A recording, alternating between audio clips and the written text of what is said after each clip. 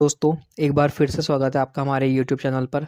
अभी जो हमारी सीरीज़ चल रही है वो हमारी कोट्स की सीरीज़ है। यूपीएससी का जो ऐसे पेपर है वहाँ पर आपको कोट्स लिखने होते हैं ताकि आप ज़्यादा से ज़्यादा नंबर प्राप्त कर सकें। तो आज का जो हमारा कोट है, मैं आपको बताऊंगा कोट, और उस कोट को ना आपको यूज़ किस तरह से करना है ना, मैं आपको वो भी बताऊंगा। क्योंकि कोट्स तो आपको तो कोई भी बता देगा ना, लेकिन उसको किस तरह से इफेक्टिव तरह से यूज़ करना है ना, आपको वो भी आना चाहिए, वो ज़्यादा महत्वपूर्ण है। तो आज का जो कोट है वो है कि शिक्षा सबसे शक्तिशाली हथियार है जिसे आप दुनिया बदलने के लिए उपयोग कर सकते हैं। नेल्सन मंडेला का ये कथन है।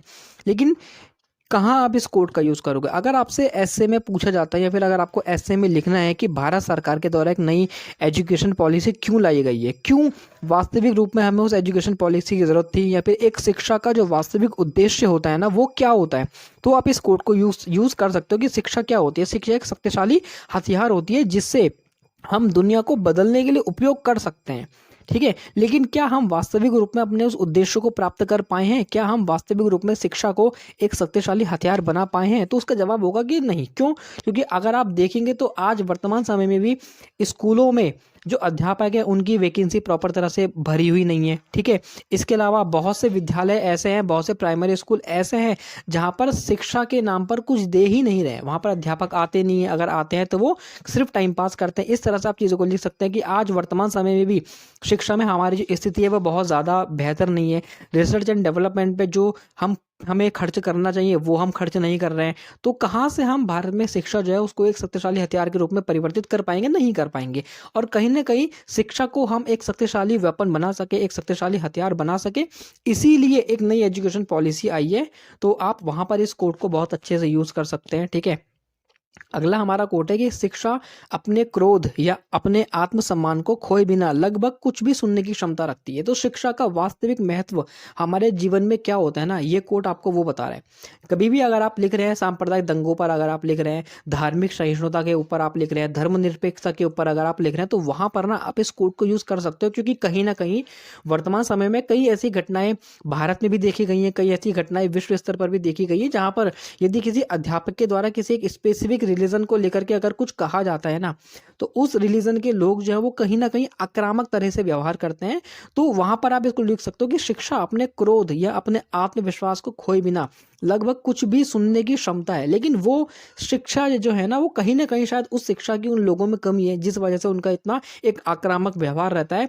तो वहां पर आप इस कोड को बहुत आसानी से यूज कर सकते हो। आप हालिया की जो घटना है आप उन घटनाओं को बता सकते हो, चाहे वो कोई सी भी घटना हो। जैसे अभी हालिया केस में जो दिल्ली में जो केस हुआ था, जहाँ पर एक जो लड़की थी उसको कार के नीचे से तक लगभग 10-12 किलोमीटर के आसपास तक घसीटते हुए लेते हुए जाया गया था। तो वो किसी शिक्षित मनुष्य का काम तो नहीं हो सकता ना। कहीं ना कहीं उन्होंने अपना जो क्रोध है ना उसके ऊपर कंट्रोल नहीं रखा, और उस क्रोध का क्या हमें परिणाम मिला? उस लड़की की मृत्यु। तो वहां पर आप लिख सकते हो, या बहुत सारे केस आप लिख सकते हो जहाँ पर महिलाओं के साथ में गलत व्यवहार होता है, फिर दुर्व्यवहार होता है, या फिर उनका बलात्कार जैसी चीजें की जाती हैं। वहां पर आप इस कोड को यूज कर सकते हो कि वो शिक्षित तो कतई नहीं है ना।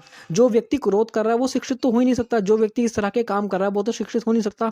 तो वहां पर आप इस कोड का यूज कर सकते हो। अगला हमारा कोड है कि हिंदी और उर्दू में बस फर्क इतना है, वो देखते ख्वाब तो हम देखते सपने।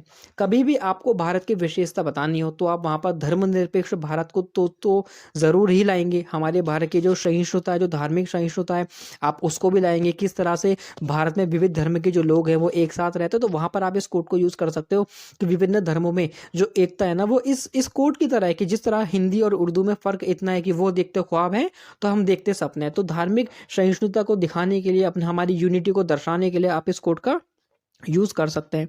अगला हमारा कोड है कि यदि भविष्य होगा तो वह हरित होगा, यदि हरित नहीं हुआ तो वह भविष्य ही नहीं होगा। कभी भी अगर आपको सरकार के द्वारा जो विकास कार्य किए जा रहे हैं उसके ऊपर अगर आपको एनालिसिस करना हो कि किस तरह से सरकार जो पर्यावरण का अनदेखा करके विकास के कार्य कर रही है, तो वहां पर आप इस कोड को यूज कर सकते हो कि कहीं ना कहीं जो सरकार है वो भविष्य के ऊपर तो ध्यान दे रही है, वो फ्यूचर के ऊपर ध्यान दे रही है, लेकिन वो ग्रीन फ्यूचर के ऊपर ध्यान नहीं दे रही है, वो हरित भविष्य के ऊपर ध्यान नहीं दे रही है। और इसका अंततः जाकर के परिणाम क्या होगा? यही होगा कि या तो भविष्य होगा तो वह हरित होगा, और यदि हरित नहीं हुआ तो वो भविष्य ही नहीं होगा। वहां पर आप इस कोड का यूज कर सकते हैं। अगला हमारा कोड है कि give me good mother I will give you a great nation. तो एक माँ का जो महत्व होता है वो बताया गया है। ये डॉक्टर राधाकृष्णन जो है उनका ये कोट है, आप इस कोट को भी यूज कर सकते हो।